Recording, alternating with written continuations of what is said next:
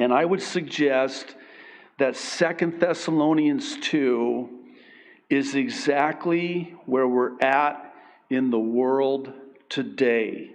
And after the rapture, the Antichrist will be revealed, and a powerful delusion with lawlessness will ensue. I'll take it a step further and suggest that, as Paul says in 2 Thessalonians 2, the mystery of lawlessness is already at work. And here's the thing, and this is what I want to talk about today. It's creating the perfect storm for the Antichrist and his complete totalitarian control. By totalitarian, I mean a global system that is both centralized and dictatorial, requiring a complete subservience to the Antichrist, who will control a one-world economy, a one-world government, and a one-world religion.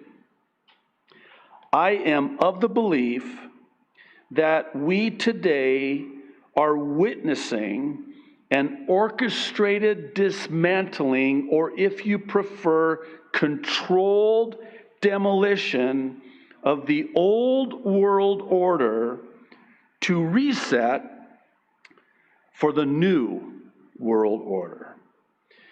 It's important to understand that this agenda, and that's what it is, an agenda, has been in the works for decades. But now, today, it is reaching its final stage. I'll start with this interview from 36 years ago in the year 1984 with Russian KGB defector Yuri Bezmenov and host G. Edward Griffin, in which he explains the 4 stages of subverting the free world. Listen to these excerpts. I'm quoting from the actual video. Quote, 85% of espionage is a slow process, which we call either ideological subversion or active measures in the language of the KGB, or psychological warfare. What it basically means is to change the perception of reality of every American to such an extent that despite the abundance of information, no one is able to come to sensible conclusions in the interests of defending themselves, their families, their community, and their country. It's a great brainwashing process. Interesting, brainwashing, which goes very slow, and it's divided in 4 basic stages. What follows are said 4 stages in order. Number 1, demoralization, 15 to 20 years. What's this? Oh, it's the process of making a country immoral so they cannot believe truth when it is presented to them. 2, destabilization, 2 to 5 years.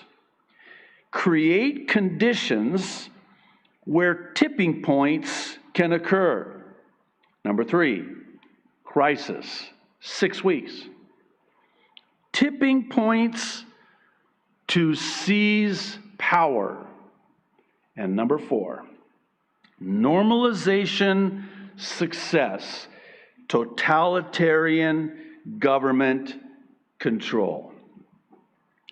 Of this slow, staged brainwashing process, Brezhnev says, quote, "The result, you can see most of the people who graduated in 60s, dropouts, or half-baked intellectuals, are now occupying the positions of power in the government, civil service, business, mass media, and educational system. You are stuck with them. You cannot get rid of them. They are contaminated. They're programmed to think and react to certain stimuli in a certain pattern." Still quoting. "You cannot change their mind. Even if you expose them to authentic information, even if you prove," listen to this, "white is white and black is black, you still cannot change the basic perception and the logical behavior." In other words, for these people, the process of demoralization is complete and irreversible. To get rid of society, of these people, you need another 20 years to educate a new generation of patriotically minded and common sense people who would be acting in favor and in the interests of the United States society. If people will fail to grasp the impending danger, 1984, nothing ever can help the United States. You may kiss goodbye to your freedom. All this freedom will vanish, evaporated in 5 seconds. You'll forgive me for the bluntness with which I say this, but I believe that we are already 5 seconds too late, let alone 20 years. The pre-programming and pre-planning has, in effect, been met with its intended success as evidenced by the crisis stage tipping point. To me, this explains why we're seeing what we're seeing, and it's all leading up to this fearful fourth and final stage. That was 1984. Now, let's fast forward to 1992. And this quote from Henry Kissinger in an address to the Bilderberger organization in Evian, France. It was transcribed from a tape recording made by one of the Swiss delegates. Quote, "Today, Americans would be outraged if UN troops entered Los Angeles to restore order. Tomorrow, they will be grateful. This is especially true if they were told there was an outside threat from beyond, whether real or promulgated, that threatened our very existence. It is then that all peoples of the world will pledge with world leaders to deliver them from this evil. The one thing every man fears is the unknown. When presented with this scenario, individual rights will be willingly relinquished for the guarantee of their well-being granted to them by their world government. 1992. Let's rewind to October of 1975. Henry Kissinger, in his address before the General Assembly of the United Nations, stated, and I quote, "My country's history, Mr. President, tells us that it is possible to fashion unity while cherishing diversity, that common action is possible despite the variety of races, interests, and beliefs we see here in this chamber. Progress and peace and justice are attainable. So we say to all peoples and governments, let us fashion together a new world order." Enter said new world order vis-a-vis the Great Reset from none other than the World Economic Forum, which was just launched as a virtual summit 11 days ago on June 3rd. Here's a quote from this screenshot on the Great Reset homepage, quoting, "There is an urgent need for global stakeholders to cooperate in simultaneously managing the direct consequences of the COVID-19 crisis. To improve the state of the world, the World Economic Forum is starting the Great Reset Initiative." Now, if the World Economic Forum sounds familiar to you, it should, because it's the same World Economic Forum that hosted Event 201, better seen as and said as 2 Global 1, along with none other than the Bill and Melinda Gates Foundation and Johns Hopkins University. Event 2 World 1 or 2 Global 1 was held in New York City on October 18th, 2019 as a high-level pandemic exercise simulating a global outbreak, modeling what they called a fictional coronavirus. October of 2019, weeks before the crisis hit.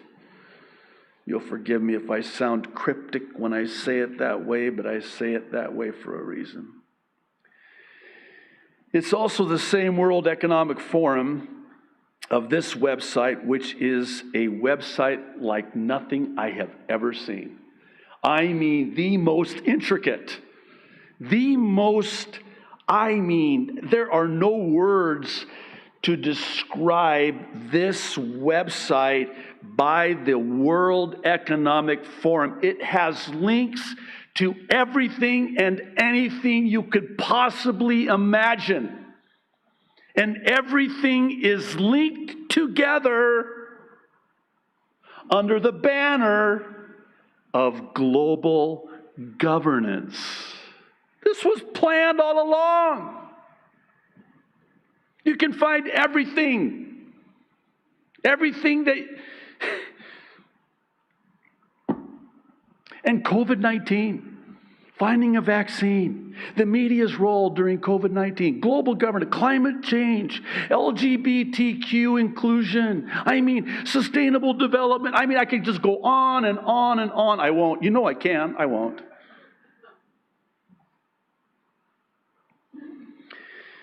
What follows are screenshots from the video on the homepage of this new World Economic Forum website introducing the Great Reset. You'll forgive the quality. I mean, it moves so fast, the frames move so fast, and I tried as best as I could to get the screenshot, but I want to start with this one under the heading of Our World Has Changed. How convenient. Pictured here are police officers holding back protesters, one of which is holding a Black Lives Matter sign. Actually, the World Economic Forum has a Twitter account, and pictured here is a tweet on June 10th about, quote, 7 ways businesses can show they value Black lives. Again, I would encourage you to watch the video from Thursday night. I think it will be an eye-opener. Sadly, what is happening now is that churches, pastors, well-known, are acquiescing, caving to Black Lives Matter, standing with Black Lives Matter. If you only knew, and I want to give them the benefit of the doubt. Love hopes all things, and I just hope that they're ignorant. They just don't know. Because if they really knew what this was really about, I don't want to go there. I just did, kind of, didn't I? Are we surprised? Are we surprised? That's heartbreaking. It's all. I saw it coming. I've commented on it over the years and the prophecy updates.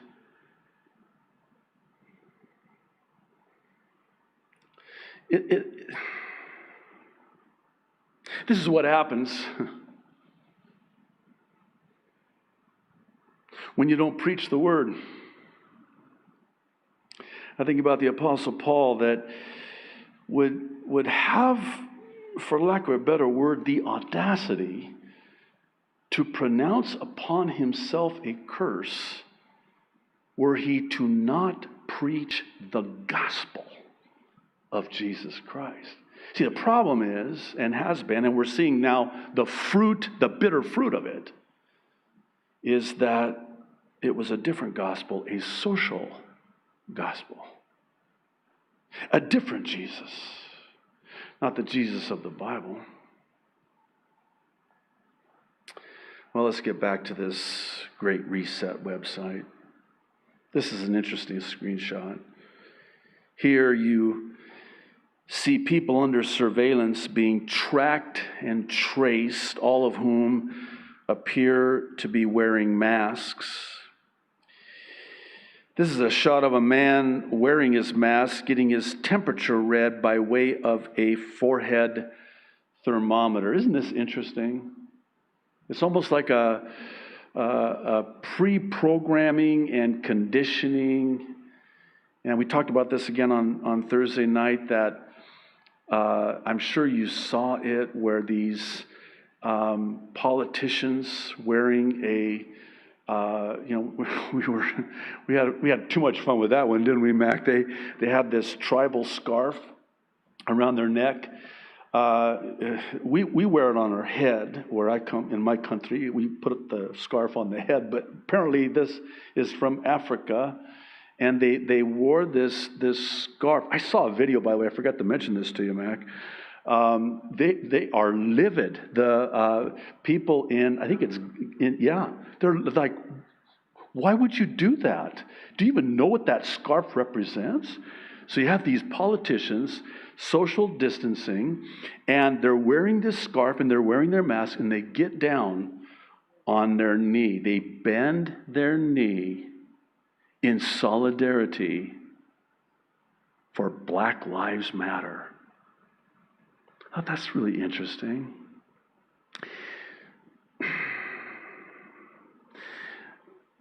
It's just a preview of what's coming, because there is going to be the bending of the knee and the pledging of allegiance and solidarity to the Antichrist. And then there is coming that time, can't wait, where every knee will bow and every tongue will confess that Jesus Christ is Lord. The only problem is that that confession will be for damnation, not salvation. This next one is heartbreaking. It shows this separation from family who are being quarantined. I don't know if you realize this or not, but in this contact tracing, which I just saw this morning before I came here, that basically they're saying that contact tracing is the best way and the best answer until we get the vaccine. Now you understand that contact tracing, trace is test, reach, and contact everyone, TRACE. It's the acronym, that's what it stands for. So if they contact you and test you and you are tested positive for COVID-19, you could theoretically, in fact, actually be removed from your home forcibly. Oh, come on, Pastor, you're overreacting. Okay, come on. It's okay.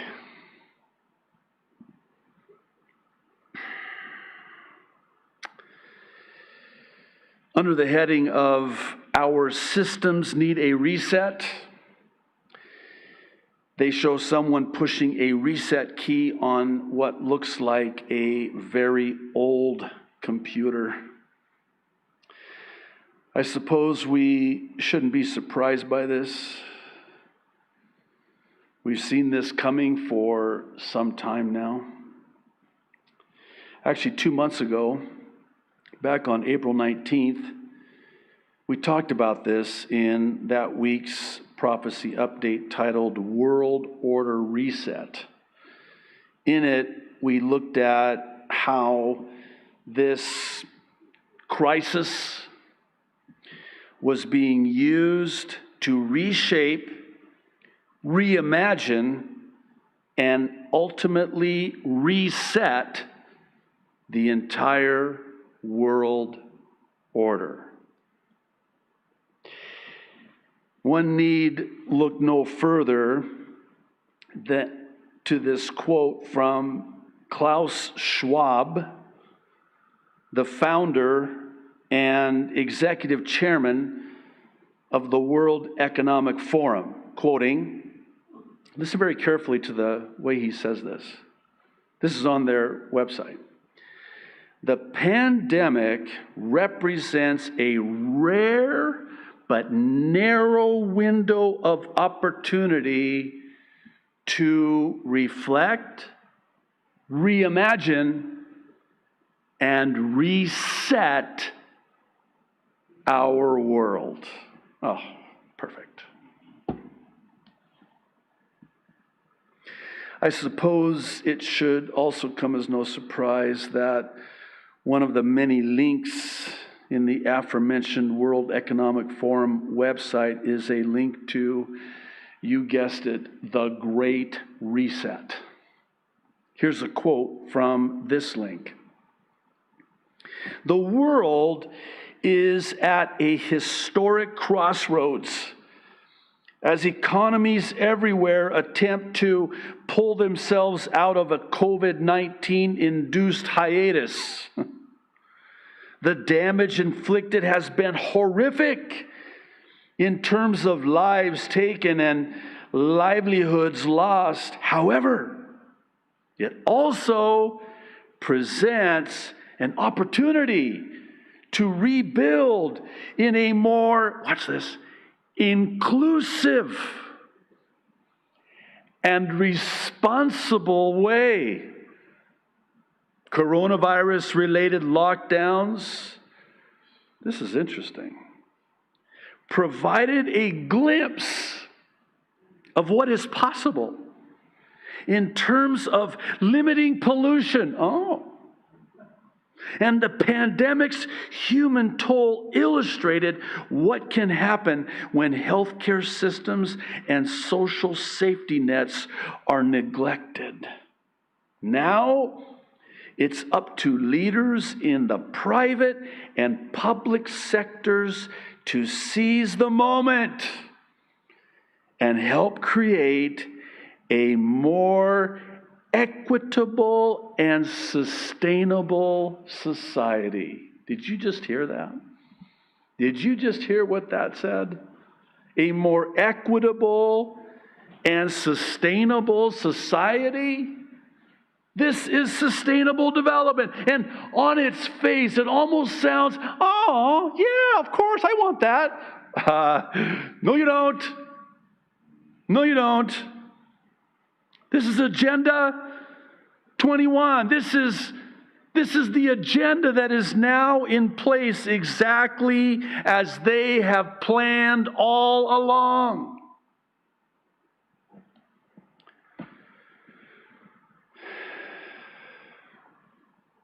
Everything that we are seeing today is going perfectly according to that which was planned, and not just by man. And I'll explain what I mean by that. The evil, diabolical plan of man is subject to the perfect prophetic plan of God for man in the redemption of man. In other words, everything is going perfectly according to schedule. Never imagine, never think for a second God is in heaven going, what? When did this happen? How disconcerting would that be? I mean, this is God who is supposed to be all-knowing, all-present, all-powerful. Last time I checked, He's still seated on the throne. And aren't you glad? How scary would that be if there was any record in Scripture that instead of being seated on the throne, God is pacing back and forth in front of the throne? What are we going to do? What are we going to do? I mean, you'll forgive the simplicity, but I try to keep it simple. But that's basically, you can sum up the entirety of the pages of Holy Writ this way. It's a fallen world. Sin entered the world and death with it, which is why Jesus came to the world and died for us to take us out of the world. That was better than 101. That was like, that's the whole plan of God. Now, there's, of course, a lot of things in between. But this is exactly what the plan of God for man is. It's to redeem man from this fallen, evil world. Dare I say, it's almost a wrap, for lack of a better way of saying it, such that God is about to wrap it up, as it were. And we are, and please just hear me out when I say this, we are on the cusp of the last 7 years of human history as we know it. We are on the cusp.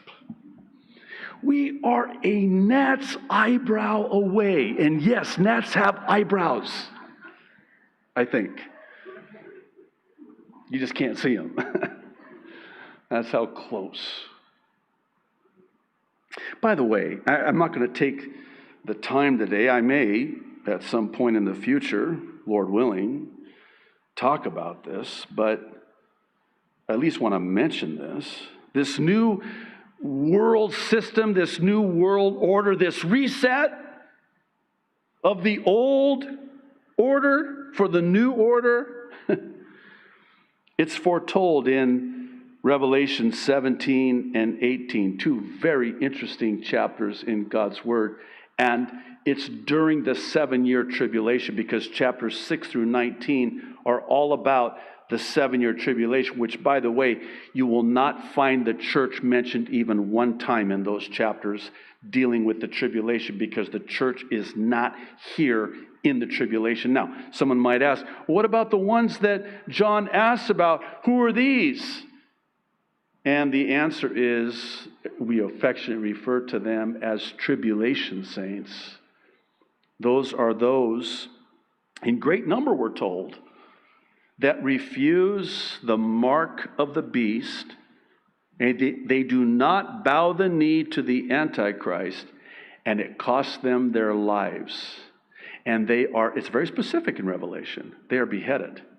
Which is interesting, by the way. I saw something, I guess I'll share it. Why not? I have to now after saying it like that, right? So, don't you hate it when somebody says, oh, never mind. Like, no, what? I got your attention now, didn't I? So you know how they're tearing down these statues? We talked about this on Thursday night. You know, anything that has it. It's the cancel culture. That's what they call it. The cancel culture. Kind of interesting. I heard a guy say, I wonder how far back they're going to erase everything. Are they going to go back to Jesus Christ and the crucifixion and the resurrection and erase and cancel that too? That's interesting. So on Thursday night, we were talking about how that they're removing all of these monuments and, statues, and they're making room for what? Maybe they're making room for the image of the beast. Here's another thought, very, very interesting. Maybe they're making room for the guillotines that will be used to behead those in great multitudes, we're told in the book of Revelation, that will refuse the mark of the beast, and they will be beheaded. In other words, these are those that will be saved in the midst of the tribulation. They're not the bride, but they are saved. They're not seated with Christ on the throne as his bride by his side, but they are serving at the throne. They're still saved. But in Revelation 17 and 18, we have two very interesting chapters. Revelation 17 is a prophecy about the false religious Babylon, and Revelation 18 is the political and economic Babylon. It should be noted, and this is a really interesting study if you want to in your own time in God's Word, but it should be noted that Babylon is actually a satanic attempt at reversing what God did at the Tower of Babel in Genesis 11, when it was all the world together, one language. It was a world order, basically. Babylon, it's a reversing of that which God did. And that's what Babylon represents.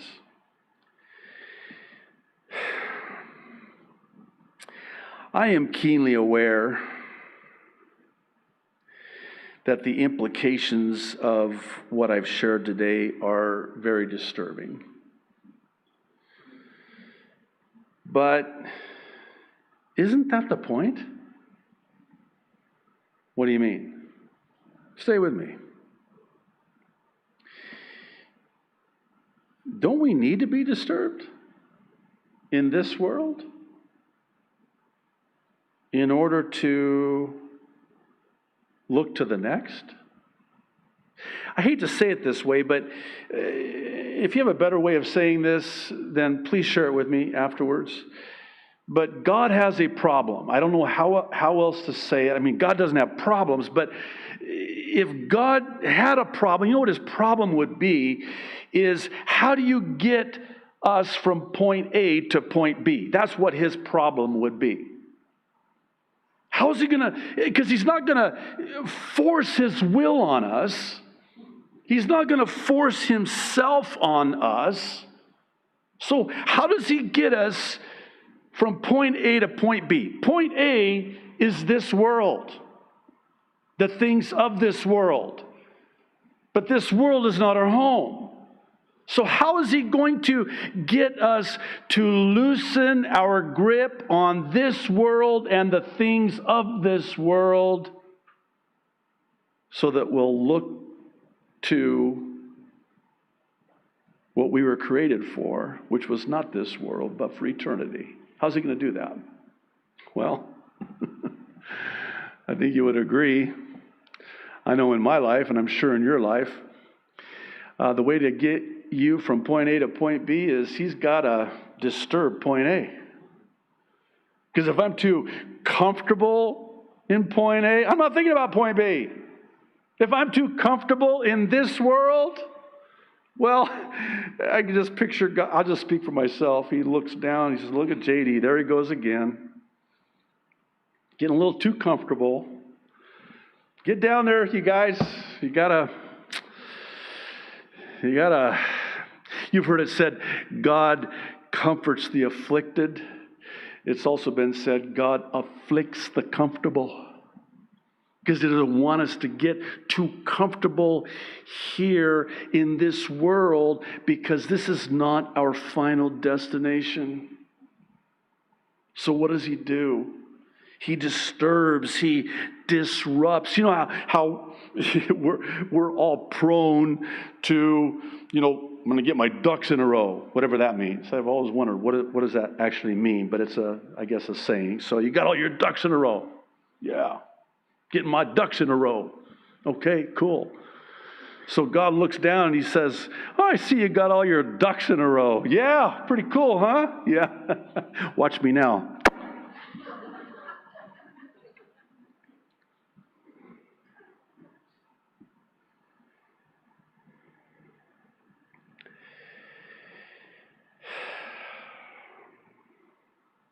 Over the years, I've seen, and in my own life experienced, that when you teach Bible prophecy, it has this much needed effect of keeping a lighter touch on this world and the things of this world.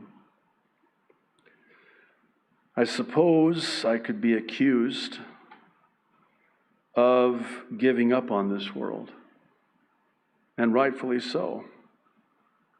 Because this world is not my home. To those who would say, don't give up, I would say, Jesus says to look up.